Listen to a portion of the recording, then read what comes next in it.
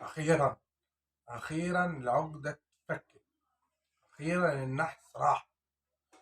الف الف الف مليون مبروك للنادي الملكي.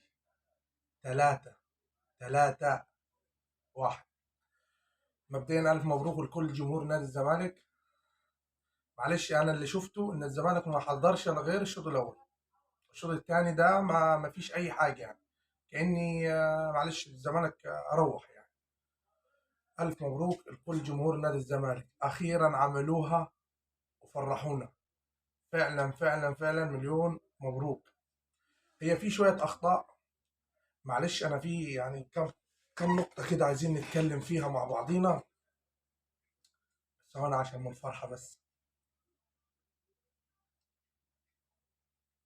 واحد، اتنين، تلاته. اول حاجه، الشوط الثاني انا حاسس ان اللعيبه تايهه، يعني مفيش نص ملعب.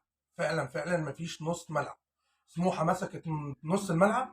اللي عملته الحمد لله النهارده ربنا سترها. اكيد اكيد اكيد لازم نبص على النقطه دي، لازم نبصوا على نص الملعب. ما ينفعش ما ينفعش يعني بين الهجوم ما بين الدفاع. المفروض نص الملعب ده اللي بيربط بينهم، لما ما فيش احنا عندنا الحاجه دي. يا اخوانا يا اخوانا، بس برضه هنقول الفرحه. والمره الجايه ان شاء الله كده باذن الله هنلاقي تحسن افضل، وباذن الله كده والدنيا تمشي باذن الله واحده واحده يعني. تاني حاجه برضه عشان نبقى على حق يعني، ضربه الجزاء اللي اتحسبت للزمالك مش ضربه جزاء. انا مش شايفها من وجهه نظري، لا قيمه لها. هي مش ضربه جزاء، بس هو تحس ان الحكم كده اتحرج بين ان هو خلاص هو صفر والكره في منطقه الجزاء. طيب انا على اساس ضربه جزاء راح شافها، معرف هي مش ضربه جزاء ما ينفعش يلغي. ان كان جمهور الزمالك هيقلب عليه. طب ما كنت كملت انت لغايه لما تشوف نهايه الكوره ايه. ممكن كانت اتشاتت وجت هدف، لكن لا، انت صفرت ووقفت اللعب. دي من وجهه نظري اللي انا شايفه، ده اللي انا بتكلم فيه. وبرضه معلش في حاجه تانية يعني عشان ما ننسوش قبل ما ننهي الفيديو بتاعنا. ما ننسوش ما ننسوش فرحتنا. تمام، فرحتنا بفوز الزمالك. ان الاهلي بيحتفل ان هو 11 على العالم.